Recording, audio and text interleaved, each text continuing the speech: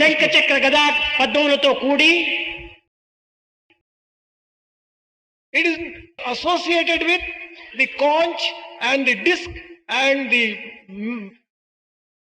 mace. కనుక విష్ణుత్వం అనగా కేవలము అలంకార స్వరూపము.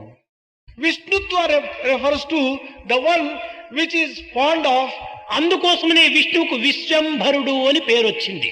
That is the very reason why Vishnu has been given the name Vishwambhara. Vishwambhara అనగా విశ్వమును కాపాడేటువంటి వాడు అని. Vishwambhara is one విశ్వమును పాలించేటువంటి వాడు అని. who protects and takes care of the universe. రాజ్యమును పాలించే వారు ఎవరు? రాజే. Who is the one who rules? He is the ruler itself.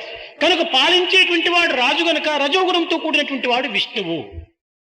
As the ruler is having the qualities of rulership, he is associated with Vishnu.